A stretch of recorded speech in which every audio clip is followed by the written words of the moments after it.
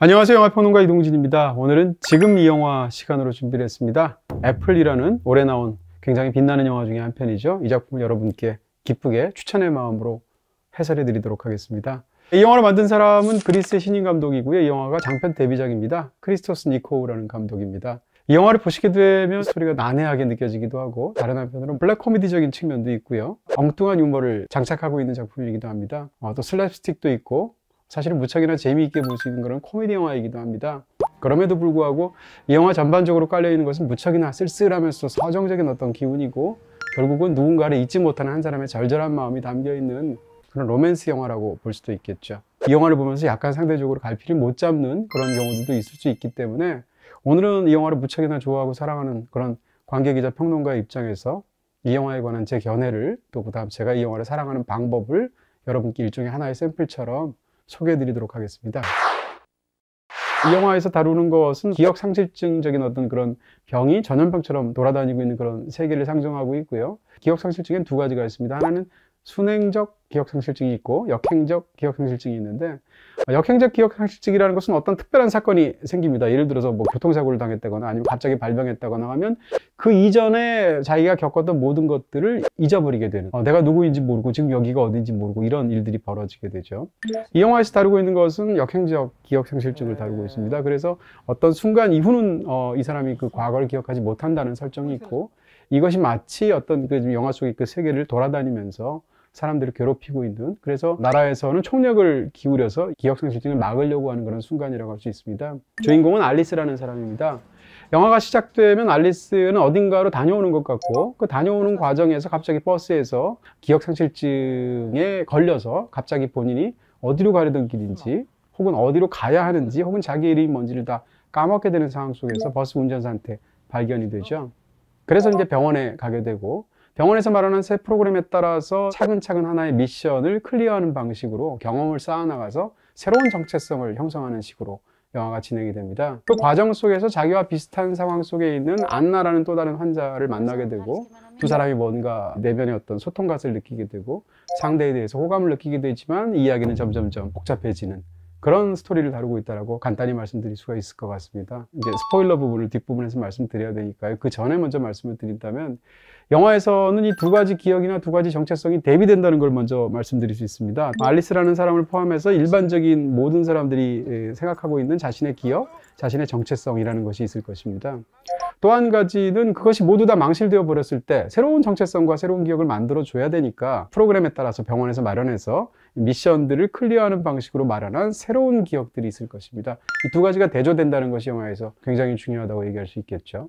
새로운 기억에 따라서 이 병원의 프로그램을 이야기한다면, 이 기억은 기본적으로 집 바깥에서 이루어지는 기억들입니다. 이 사람이 바깥에 나가서 무슨 자전거를 탄다거나, 무슨 뭐 가면무도에 참석을 한다거나, 술집에 간다거나 이런 미션들을 얻게 되죠. 근데 영화 속에서 가장 내밀하고도 그에게 중요했던, 그가 잊어버렸던 것으로 처음에는 보여지는 그런 기억들은 뭔가 하면 방 안에서의 기억, 집 안에서의 기억들, 일상적인 기억들, 이런 것들이에요. 그런 부분에서 공간의 안과 바깥의 기억으로 대비된다는 게 굉장히 중요하고, 또 한 가지는 이제 영화에서 135번지 집이 있고요, 8번지의 집이 있습니다. 원래 이 남자는 135번지 집에서 살다가 발병한 이후에 병원에서 새로 마련해준 8번지의 집에 사는 걸로 되어 있는데, 그렇게 135번지에서 살았던 옛 기억과 8번지에서 살면서 겪는 새 기억 사이의 어떤 관계를 다루게 되는 그런 이야기라고 말을 할 수 있을 것 같습니다. 더 중요한 것은 이 두 가지 기억 속에 담겨 있는 경험이 완전히 차이가 있다는 거예요. 그러니까 새롭게 얻어낸 그런 기억 속에서의 이 경험들의 특징은 무엇인가 하면, 아주 특별한 일, 이례적인 일, 그러면서 남들한테 보여줘야 되는 일, 그러면서 그것을 다루는 물리적인 기억에 관한 부분들입니다. 영화에서 이 새 프로그램들을 쭉 보게 되면 제일 먼저 미션이 뭐였냐면, 아이의 자전거를 타는 것이죠. 사람의 인생에서 자전거를 탔던 첫 순간, 그래서 마침내 뒤를 잡고 있던 아버지나 어머니가 손을 놓았을 때 자전거가 무사히 갈 때 느끼는 어떤 쾌감이나 두려움이나 이런 것들 기억하시는 분들 굉장히 많고요. 자전거를 처음 배운다라는 걸로 느껴지는 어떤 성장에서의 중요한 모멘텀이 있을 것입니다. 그런 걸로 시작해서 높은 곳에서 뛰어내린다든지, 혹은 가면을 쓰고 사람들과 만난다든지, 아니면 술집에서 술을 진탕 마시고 이례적인 관계를 갖는다든지, 혹은 아니면 죽어가는 누군가를 돌보면서 그 사람을 떠나보낸다든지, 이런 경험들을 하게 되는데, 이렇게 새 프로그램 속에서의 경험은 말하자면 한 사람이 태어나서 겪는 어떤 그런 과정들을 상징적으로 다 경험하게 함으로써 새로운 정체성 전체를 하나의 삶과 죽음을 체험하게 만드는 그런 방식으로 짜여져 있는 것 같습니다. 지금부터는 스포일러를 크게 개의치 않으신 분이나 아니면 이 영화를 이미 보신 분들이 보셨으면 좋겠다 이런 생각이 들고요. 사실은 이 사람은 기억상실증에 걸린 게 아니었습니다. 사랑하는 아내가 세상을 떠나게 되었고 오랜 세월 간병을 했는데 마침내 그녀가 떠나게 된 상태에서 너무나 그녀를 잊을 수가 없는 상황인 거죠. 너무 괴로우니까 차라리 나의 기억을 없애기 위해서라도 이 새로운 프로그램에 기억상실증 환자인 척 들어가서 새로운 경험을 쌓아서 그녀를 완전히 잊고 싶은 그런 마음이었던 것이죠. 이 영화는 계속 그 사람이 사실은 기억상실증 환자가 아니다라는 그런 뉘앙스를 집어넣고 있다는 것을 우리가 깨닫게 됩니다. 자, 그렇게 이 영화의 초반부를 다시 한번 떠올려 보도록 하겠습니다. 영화의 첫 장면입니다. 어둠 속에서 갑자기 쿵쿵 하는 소리가 반복적으로 계속 들리게 되죠. 이게 무슨 소리일까? 관객은 이제 듣게 되는데 이제 화면이 밝아지게 되면서 본격적으로 영상이 나오면 이 쿵 하는 리듬에 맞춰서 쇼트를 한 번씩 계속 바꾸는 거죠. 사운드와 이미지를 그렇게 일치시키는데, 그리고 나서 이 소리의 실체를 우리가 알게 되는데, 알고 보면 그 남자가 자해에 가깝게 벽에 머리를 규칙적으로 쿵쿵 찍고 있는 그런 장면이었습니다. 근데 이 영화는 이제 사실은 대사가 거의 없기 때문에 주인공의 어떤 상황을 우리가 추측하거나 이입해서 상상할 수밖에 없는 그런 방식을 갖고 있는데, 지금 말씀드린 장면을 이렇게 말씀드릴 수가 있겠죠. 이 사람은 아내가 죽은 상황에서 아내를 너무 사랑했는데 아내가 죽었다는 걸 받아들이기가 너무 어렵습니다. 그리고 일상생활 속에서 자기가 살아가는 135번지에서는 그녀와 오래 살면서 겪었던 일들이 집안 곳곳에 숨어 있지 않겠습니까? 당연히 집안 곳곳, 다시 말하면 침대에 놓여져 있는 베개 둘만 봐도 아내가 생각이 나고, 테이블에 놓여져 있는 빈컵만 봐도 그녀가 마시던 순간이 떠오르고, 창밖 풍경만 봐도 아침에 두 사람이 저걸 같이 봤었지, 이런 기억들을 떠올리게 되죠. 그게 너무 괴로우니까 그걸 잊기 위해서 벽에 머리를 찢는 것이죠. 그렇지만 벽에 머리를 찢는 자해에 가까운 행동을 해도 그 순간 떠올리는 것은 쿵쿵할 때마다 떠오르는 그녀의 없는 부재의 기억들이겠죠. 그런 부분에서 굉장히 괴로워하는 상황 속에서 출발하고 있다는 것입니다. 그리고 나서 이제 아침 풍경이 잠깐 실내 풍경이 보여지게 되는데, 틀어놓은 라디오에서 뉴스가 나오죠. 그 뉴스의 내용은 기억상실증 환자들이 급속도로 늘고 있기 때문에 정부에서 새로운 프로그램을 마련해서 몇몇 병원에서 시범적으로 그것을 시행하기로 했다라는 라디오 뉴스가 나오고 있고요. 주인공은 신경 써서 듣고 있지 않지만 그 소리를 들었겠죠. 그리고 밖에 나갑니다. 밖에 나가는 이유는 바로 아내의 묘지에 꽃을 사서 참배를 하러 가는 것이었었죠. 그래서 나가는 길에 어떤 남자를 봅니다. 근데 그 남자는 갑자기 기억상실증이 발병을 해서 운전하다 말고 옆에다 차를 이상하게 주차시킨 상태에서 바닥에 널브러져서 앉아 있는 것이죠. 교통의 흐름을 막으니까 뒤에서 운전하던 여자가 와서 지금 뭐 하는 거냐, 차를 빼줘야 되지 않냐라고 말을 하니까 이 남자는 사실은 기억상실증이라서 그 차가 자기 차라는 사실 자체를 모르죠. 그걸 주인공 알리스가 보게 됩니다. 보고 무슨 생각을 했을까? 기억상실증 환자가 전국적으로 늘고 있다는 건 알고 있지만 그 순간 그 남자를 보았기 때문에 다시 한번 머릿속에서 그런 상황을 각인하고 있었겠죠. 그리고 묘지를 갔다 옵니다. 갔다 오고 나서의 이야기들은 자세히 묘사하지 않지만 돌아오고 이제 버스에서 이제 발병하는 것으로 되어 있는데, 묘지를 갔다 와서 알리스는 어떻게 생각했을까? 너무 괴로웠겠죠. 아직도 잊지 못하는 그녀를 더군다나 묘지에 가서 꽃을 바치게 되니까 마음이 너무 아팠겠죠. 그러다 돌아오게 되고 그 순간 도저히 이 괴로움을 견딜 수가 없으니까 그날 보았던 경험했던 것들을 조합해서 기억상실증 환자인 척 하는 거죠. 순간적으로. 바로 버스 기사가 물어보는 순간이었습니다. 그 순간 마치 기억이 안 나는 것처럼 행동하게 되는데, 그럼 왜 그 순간 마치 기억이 안 나는 것처럼 행동했을까? 일단 너무 기억 때문에 괴롭다는 게 첫 번째. 두 번째는 그날 아침에 기억상실증 환자가 발병하는 순간을 보았거든요. 세 번째, 그날 아침에 우연히 라디오에서 새로운 프로그램이 만들어져서 새로운 정체성을 만들어준다는 얘기를 들었거든요. 그러니까 그 속에서 자기를 순간적으로 기억상실증 환자인 것처럼 위장하게 된 것이죠. 계획대로 병원에 가게 됩니다. 그 다음 장면은 기억상실증 환자가 기억을 못한다는 것 외에 구체적으로 어떤 통증이 있는지 이런 걸 이 남자는 모릅니다. 왜냐하면 가짜 환자니까.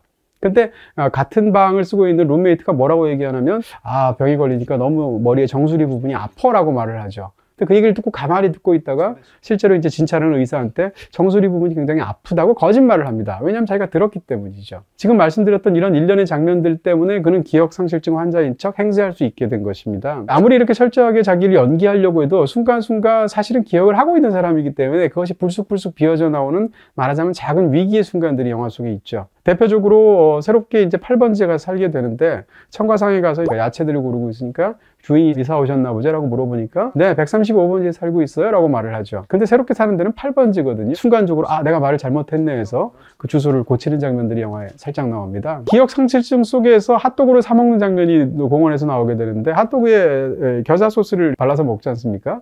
겨자가 기억이 안 나는 척 하죠, 일부러. 사실은 너무나 잘 알고 있으니까. 겨자를 뿌려달라고 말하지 않고 노란 소스를 뿌려달라고 말을 합니다. 그렇게 노란 소스를 뿌려서 핫도그를 먹으려고 할 때 자기가 예전에 135번지에 살 때 매일 그 이웃으로서 드나들면서 보았던 말로라는 개가 그 산책을 하고 있는 것을 보게 됩니다. 그래서 말로 너 왔니? 라고 이제 가서 말로에게 아는 척 하려고 하는데 그 순간 말로의 주인이 저 멀리서 오게 되는 걸 보게 되죠. 그러니까 자기의 이웃인 사람이 오니까 들키면 안 되니까 순간적으로 핫도그를 조금 떼어주고 얼른 자리를 피하는 장면도 있습니다. 결정적으로 상대와 서로 이제 마음을 점점 느끼게 되는 안나라는 이제 여자 주인공이 나오게 되는데 두 사람이 차를 타고 다 갔을 때 차에서 나오는 노래를 흥얼흥얼 따라하는 장면이 있습니다. 그때 나오는 노래는 이제 뭐 팝의 고전이라고 말하는 Sailed with a Kiss라는 그런 노래였는데 그 노래를 가사도 안 틀리고 다 무심결에 따라 부르는 거죠. 그 노래 가사를 다 기억하고 있네요 라고 안나가 말을 하니까 당황하는 장면이 있습니다. 우리가 어떤 노래를 따라 부른다거나 이런 것은 무의식적으로 흥얼대는 측면들이 있는데 그것까지 제어하지는 못했던 것이죠. 이 영화 속에서는 사실은 그가 기억상실증을 위장하고 있다는 것이 영화에서 굉장히 수많은 그 복선들과 어떤 모티브 속에서 감춰져 있는 부분들이 있다는 것을 우리가 뒤늦게 알아챌 수가 있는 방식으로 흘러가게 되죠. 자, 이제 이야기는 안나와의 사이에서 벌어지는 이야기가 영화에서 굉장히 중요하겠죠. 여자 주인공이기도 하고 두 사람의 관계가 중요하니까. 안나라는 사람을 어디서 만났는가를 한번 생각할 수 있습니다. 처음 만나게 돼서 상대를 의식하게 된 것은 공포 영화를 보러 갔을 때, 바로 텍사스 전기톱 확살 사건이라는 영화를 보러 갔을 때죠. 그 영화를 보는데 이 안나라는 사람은 공포 영화를 못 보는 사람이에요. 너무 무서워서. 그래서 거의 바들바들 떨면서 보고 나중에는 그 의자에서 내려서 거의 바닥에서 웅크리고 보는 둥 마는 둥 그렇게 공포에 질려서 그 영화를 보는 그녀의 모습을 보게 됩니다. 아니 저렇게까지 무서워하는 사람이면 공포 영화를 안 보면 되는 거지 않습니까? 근데 안나는 왜 보러 왔을까? 안나 역시 기억상실증 환자로 그 새 프로그램에 등록이 되어 있기 때문이죠. 새로운 프로그램 속에서 미션 중에 하나가 공포 영화를 가서 보고 나서 그 영화를 보았다는 것을 영화 극장 바깥에 있는 포스터 앞에서 사진을 찍어야 되는 것이 이제 미션이었던 것이죠. 아까 말씀드렸던 그 두 가지 경험의 대비 중에서도 가장 중요한 것은 뭔가 하면 이 사람이 겪었던 일상적인 과거의 진짜 기억들은 사실은 그 기억의 증거가 없습니다. 마음속에만 있는 거죠. 그럼에도 불구하고 안 지워져서 너무 괴로운 거죠. 반면에 새로운 프로그램 속에서의 이 기억의 핵심은 무엇인가 하면 물리적인 기억의 어떤 그 증명 수단이 있는 것이죠. 바로 사진입니다. 폴라로이드 사진을 찍게 되면 내가 그 경험을 했다라는 것을 증명할 수가 있는 것이죠. 이런 두 가지 물리적이고 심리적인 기억이 충돌하고 있는 것인데요. 어찌됐건 그 결과로 바깥에서 이제 사진을 찍어야 되는데 포스터 앞에 사진을 찍으려고 하니까 방금 전에 보았던 그 두려워했던 안나라는 여성이 충고를 합니다. 아, 그 포스터 앞에서 지금 밤이니까요. 찍으려면 플래시 터뜨려야 돼요. 라고 말을 하죠. 그녀는 그거를 어떻게 알았을까? 이전에 거기서 많이 찍어봤기 때문에 아는 것입니다. 다시 말하면 영화 속에서 안나는 기억상실증이 언제 발병했을까? 주인공보다 조금 더 일찍 며칠 전에 발병을 한 것으로 되어 있습니다. 추측하면. 왜냐하면 병원에서의 프로그램은 기본적으로 프로그램의 포맷이 똑같습니다. 그러니까 새로 환자가 등록되면 순서대로 처음엔 자전거, 그 다음에는 뭐 가장행렬 이런 방식으로 짜여져 있거든요. 다시 말하면 두 사람은 안나가 먼저 등록을 해서 그 정체성 프로그램에 등록이 되어 있기 때문에 두 사람은 사실은 극장에서 만날 수가 없습니다. 왜냐하면 상대방은 더 먼저 그것을 수행해야 되니까. 그럼에도 불구하고 두 사람이 만나게 된 이유는 그녀가 이 임무를 클리어를 못하고 여러 번 반복했기 때문이겠죠. 왜냐하면 공포영화를 너무 무서워하니까. 그런 상황 속에서 이제 만난 것으로 되어 있는 것 같고요. 그렇게 해서 사진을 여러 번 찍었을 테니까 그 상황에서는 플래시를 터뜨려야 사진이 잘 나온다는 것을 얘기해 줄 수가 있겠죠. 두 사람은 조금씩 가까워지게 되고 그러는 상황에서 여자가 그에게 어떤 제안을 하죠. 내가 지금 클럽에 가서 술 좀 마시고 싶고 그런데 같이 따라가 줄 수 있겠는가 라고 말을 하고 남자는 호감을 갖고 있기 때문에 오케이를 합니다. 그 둘이 클럽에 가게 되죠. 클럽에 가서 이제 춤도 추고 술을 마시게 되는데 그 속에서 사실은 이 남자가 가만히 있는 것을 참지 못하고 술을 마시고 나서 이제 Let's Twist Again이라는 노래에 맞춰서 멋진 춤을 혼자서 추게 되죠. 그녀가 그 모습에 반한 것처럼 보입니다. 그리고 나서 이제 두 사람의 관계는 이제 술집에서 술도 마셨겠다. 굉장히 깊어지게 되고 근데 그녀가 의외의 제안을 하게 되죠. 갑자기 화장실로 따라오라는 어떤 은밀한 메시지를 주게 되고 남자가 이상한 느낌이 들어서 화장실로 따라가 보니까 유혹적인 제스처를 취하면서 화장실에서 마치 관계를 갖자라는 것 같은 어떤 제안을 그녀가 하게 됩니다. 거기서 장면이 바뀌죠. 추측컨대 두 사람은 관계를 갖지 않았을 것입니다. 아마 남자가 거부했었던 것 같고요. 극중의 상황으로 보면 알리스는 안나와 그런 상황에서 돌아왔던 것 같은데 그러면 이제 알리스 입장에서는 사실은 본인이 그렇게 한 것이 상대를 무한하게 만들었을 수 있지 않습니까? 미안한 마음도 있고 또 왜 그런 행동을 했을까 궁금하기도 했을 거고 여러 가지 이유 때문에 안나 집에 찾아가죠. 안나 집에 찾아가서 초인종을 누르는데 안나는 문을 열어주지 않습니다.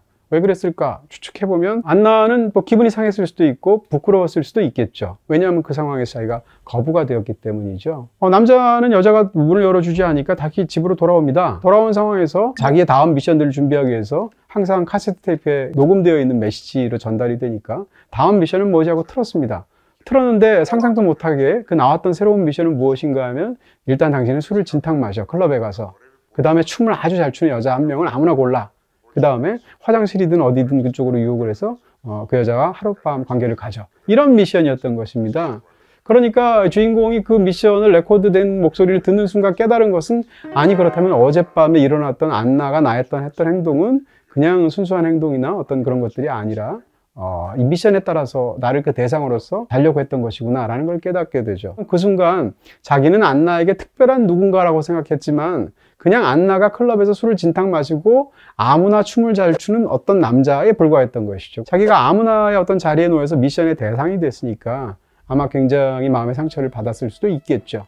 그리고 나서 안나가 이 집에 와서 초인종을 누를 때 문을 안 열어주죠. 왜냐하면 본인의 마음이 상했기 때문에.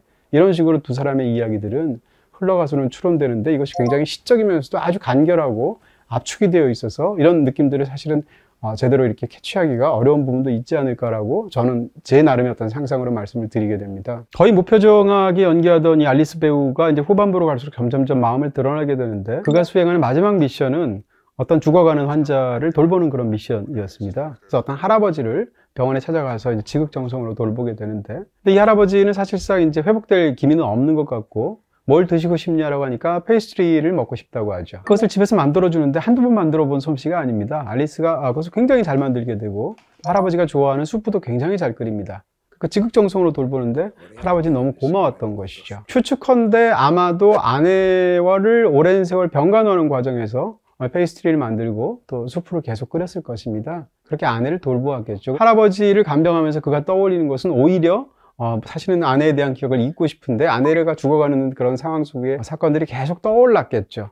그리고 나서 할아버지는 돌아가시게 되고 그 모습을 장례식에서 멀리서 지켜보다가 폭풍의 눈물을 흘리게 되는 것입니다. 그리고 나면 이제 영화에서 굉장히 쓸쓸한 장면 중에 하나가 장례식에 참석했다가 혼자서 코트기까지 세우고 쓸쓸하게 밤거리를 걸으면서 음악 자체도 굉장히 슬픈 음악인데요. 그가 찾아간 곳은 어떤 바입니다. 그 바에 가서 혼자 앉아있게 되는데 뒤에서 춤추고 있는 남녀가 보이는데 포커스 아웃돼서 그들의 모습은 정확히는 보이지 않습니다. 남자는 그 모습을 물끄러미 바라보게 되는데요. 그때 그 커플은 뭐 실제 그랬을 수도 있고 아니면 상상일 수도 있겠지만 자기와 아내였을 것입니다. 할아버지가 돌아가신 날 찾아간 그 바는 아마도 추측컨대 그 부부가 단골이었던 바였을 것입니다. 거기서 아내에 대한 기억을 떠올렸겠죠. 이런 방식으로 이제 이야기가 풀려가다가 결국은 이 남자는 자기가 여태까지 했던 모든 것들을 포기합니다. 왜냐하면 아내에 대한 절절한 마음을 자기는 잊는다는 것이 불가능하다는 것을 깨닫기도 하고 심지어는 바람직하지 않다는 것도 깨닫게 되죠. 그래서 8번지를 버리고 135번지로 가게 됩니다. 서로가 마주보는 구성을 통해서 이 남자가 결국은 중간에 자기가 했던 그 수많은 일들의 의미를 스스로가 버리고 다시 원래대로 너무 고통스럽지만 그럼에도 버릴 수가 없는 아내에 대한 기억 속으로 135번지 원래 살던 집으로 돌아가면서 이야기가 끝나가게 되죠. 마지막 장면에서는 바로 이 영화의 제목에 해당하는 것이 나옵니다. 남자가 이제 집안의 곳곳이 막 널브러져 있는데 그런 것을 딱 깨끗하게 치우게 되고 테이블 위에 나무 그릇 같은 데다가 사과가 놓여 있는 게 보이는데 사과가 워낙 오래 담겨져 있어서 굉장히 많은 부분이 썩어 있거나 이렇게 시들어 있는 것을 볼 수가 있죠. 그러니까 남자는 그 부분들을 도려냅니다. 그 다음에 나머지 깨끗한 부분들을 칼로 잘라서 사과를 먹으면서 영화가 끝나는 것으로 되어 있죠. 이 영화의 제목이 왜 애플일까? 그리고 사과는 대체 무슨 뜻일까? 뭐 이런 생각들이 들게 되는데 이 영화 속에서 이 남자는 사과를 계속 먹는 것으로 되어 있습니다. 사실은 여기에 관해서는 감독이 뒷얘기를 한 적이 있어요. 이 영화를 만들 당시에 이 감독의 니코 감독의 아버지가 세상을 떠나셨다는 건데 아버지가 굉장히 각별한 사이여서 그 아버지를 잃은 슬픔이 머릿속에서 떠나지 않는 그런 상황이었답니다. 그런 상황에서 이런 기억 상실증에 관한 영화를 만들다 보니까 당연히 아버지에 대한 생각이 떠올랐겠죠. 아버지가 두 가지 특징이 있었는데 하나는 사과를 너무 좋아하셨다는 거죠.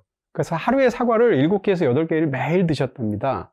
그 기억이 남아있고 또 한 가지는 아버지가 이상할 정도로 기억력이 굉장히 뛰어난 사람이었답니다. 이 두 가지가 머릿속에서 매칭이 되면서 사과를 기억력에 관한 어떤 하나의 은유처럼 영화 속에서 사용하게 되었다라는 이야기를 감독이 직접 인터뷰에서 한 적이 있습니다. 아니나 다를까 영화 속에서 이 사람은 이 새로운 프로그램을 계속 수행을 하면서도 중간중간 사과를 계속 먹습니다. 이것 자체가 사실은 새로운 프로그램 속에서 새로운 기억으로 대체하는 것이 불가능하다는 것을 일단 보여주는 것인데, 주인공은 이 사과를 먹다가 청과상에 가서 사과를 또 사려고 하는 순간 주인이 역시 사과의 진면목을 하시는군요. 사과라는 것은 자꾸 먹다 보면 기억력이 좋아지죠 라고 말하는 걸 듣게 되는 순간 사과에서 오렌지로 바꾸죠. 왜냐하면 가뜩이나 그녀에 대한, 아내에 대한 기억을 잊지 못해서 괴로워하는데 기억력까지 좋아지면 안 되니까 오렌지로 바꾸게 되는 것이죠.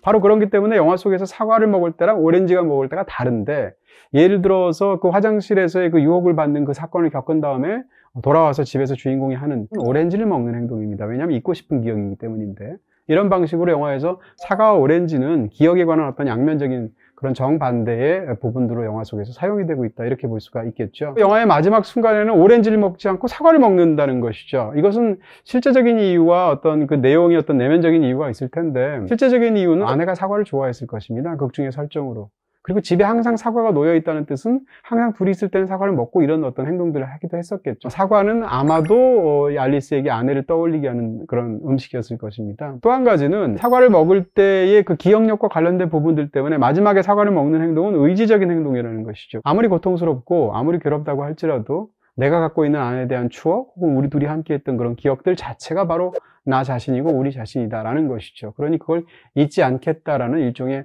의지적인 선언과도 같은 행동이 극 중에서 사과를 먹는 그런 행동으로 보여지면서 영화의 마지막 엔딩 쇼트가 되는 것이 아닐까라고 상상할 수 있겠습니다. 자, 마지막으로 한 가지만 덧붙인다면, 이런 어떤 가장 중요한 이야기의 흐름이 있을 거라고 저는 여태까지 제가 말씀드린 대로 이 영화를 이해하고 혹은 사랑하는 방식인 것이고요. 또 한 가지는 이 영화의 사회적인 맥락도 있다고 저는 생각이 듭니다. 분명히 감독하고도 아마 관련이 되어 있는 부분이라고 생각하는데, 그것은 이 영화 자체가 소셜미디어에 대한 비판처럼 보인다라는 것이죠. 영화에서 주인공이 하는 모든 그 행동, 새 프로그램에 따라서 하는 행동은 소셜미디어에서 우리가 하는 행동하고 굉장히 비슷하게 설정이 되어 있습니다. 그 미션들은 어떻게 구조화되어 있는가? 제일 먼저 카세트 테이프를 틀게 되면 음성을 통해서 우리를 지시를 하죠. 다음에 할 일은 무엇이다 라고. 그러니까 의자가 직접 면대면으로 만나서 얘기를 해주지 않습니다. 똑같이 표준화되어 있어서 녹음되어 있는 그 소리를 들으면서 다음에 내가 할 일이 뭔지를 알게 되죠. 그 다음에 그 일을 가서 수행을 하게 되고, 마지막으로 내가 이 일을 수행했다는 증거로 사진을 찍죠. 폴라로이드로. 이 모든 경험은 기계에서 시작해서 기계로 끝나는 거예요. 카세트 테이프에서 시작해서 폴라로이드로 끝나기 때문이죠. 더 중요한 것은 이것을 자기가 선택한 경험이 아니라 남들이 좋다고 권고된 혹은 강제된 경험을 한다는 것이죠. 그리고 마지막은 사진 앨범에 붙임으로써 그 미션이 클리어됩니다. 영화 속에서 등장하는 그 아날로그적인 사진 앨범은 사실상 인스타그램이나 혹은 페이스북으로 볼 수도 있는 것이겠죠. 그럴 때 우리는 어떤 사진을 올리는가? 아주 평범한 일상의 사진을 잘 안 올리죠. 뭔가 그럴듯한 일, 뭔가 이례적이고 짜릿한 경험들을 사진으로 찍어서 올리게 됩니다. 그 올릴 때 우리가 올리고 싶어 하는 건 사실은 굉장히 표준화된 경험이라는 것이죠. 경주에 휴가를 가게 되면 해야 될 10가지 재미있는 일들, 뭐 이런 것들이죠. 그러면 우리는 그것을 보고 똑같이 그 일을 수행을 하게 되고 셀피를 찍어서 올리는 방식으로 우리가 보통 SNS를 많이 하게 되죠. 그러면 사람들이 와, 멋지네요, 너무 좋아요 하고 댓글을 달아주게 되죠. 이런 방식이 영화에서 그대로 들어가 있다는 것입니다. 의사들은 사실상 소셜미디어 자체이면서 소셜미디어의 수많은 댓글들 같은 그런 익명의 반응들이기도 하겠죠. 이 영화 속에서의 그 미션을 행하는 어떤 방식들은 소셜미디어에서 우리가 하는 일들, 사소하지만 굉장히 진짜라고 생각하는 일상의 경험들이 있을 텐데, 그런 경험들을 남들에게 보여주기 위해서 혹은 그럴듯하게 혹은 짜릿한 경험으로 그것을 사진으로 찍어서 올리게 되는 그런 어떤 경험들이 대체하고 있는 것인가 아닌가라는 그런 비판 같은 것들을 이 영화가 사실상 그 저류에 담고 있는 것이 아닌가 싶습니다. 콘텐츠의 바다 오션. 지금 이 영화 시간에는 SK2 매니저, 현호준 매니저, 또 이용현 매니저 두 분이 질문하는 시간을 마지막에 붙이고 있죠. 알리스는 중반부에 안나를 만나게 되어서 함께 시간을 보내고 정서적으로 또 교류하는데요. 이후에 갑자기 사라지는 안나를 통해서 사랑을 한다거나 큰 깨달음을 얻은 것처럼 보이지는 않습니다. 중심 스토리에서 안나라는 인물의 필요성은 무엇이었을까요? 일단 뭐 필요성이라기보다 안나라는 인물의 어떤 그런 위치를 한번 생각해 보게 되면, 기본적으로 안나는 극 중에서 죽은 아내와 대비되는 인물로 설정이 되었겠죠. 아내가 떠나고 난 상황에서 이 새로운 정체성에서 가장 중요한 인물은 안나로 다가오는 것이죠. 근데 안나와의 관계는 결국은 영화의 후반부에 가면 흐지부지가 되고 그 관계는 이루어지지 않습니다. 왜 그럴까? 그런 획일화된 프로그램에서 획일화된 미션을 수행하는 방식으로 두 사람이 겨우 가까워질 수 있었기 때문입니다. 안나를 만약에 또 다른 방식으로 굉장히 개인적이고도 고유하고도 이런 방식으로 만났다면, 예를 들면 예전에 아내와도 같은 그런 사이가 됐었을 수도 있겠죠. 그런 부분에서 이 영화에 등장하는 이 안나라는 인물은 사실은 이 시스템 전체를 대변하는 그런 인물의 역할을 하고 있지 않을까, 이런 생각을 하게 되네요. 두 번째는 안나와 운전을 하다가 실수로 나무에 부딪히는 장면을 후에 알리스가 혼자 재현하는데요. 안나를 따라 하고자 했던 행동을 통해서 그가 얻고자 했던 것은 무엇이었을까요? 단순히 기억 상실자 연기를 위한 것인지, 파괴적 행위를 통해서 새로운 자아를 형성하려고 했던 것이 궁금합니다. 안나가 했던 행동이기 때문에 자기가 그 행동을 하는 것이 아니라 자기도 그 미션을 받은 거죠. 그래서 그 행동을 하게 된 것이라고 저는 이해를 하는 것인데요. 그러니까 차사고를 내게 한 것은 사실은 기억조차 나지 않는 자기 자신을 상징적으로 죽이는 방식이었을 것입니다. 그리고 주변 사람까지 떠나보내는 이후의 미션이 있었을 것입니다. 그렇게 본다면 이 모든 일들은 앞부분을 매듭짓고 이 다음 정체성으로 가기 위한, 그리고 그것이 토대가 되는 그런 사건들로 짜여져 있지 않을까라고 추측할 수 있는 것이죠. 그리스에서 온 미지의 영화 애플을 설명해 드렸습니다. 네, 오늘 소개해 드린 영화 애플은 BTV 오션에서 보실 수 있습니다.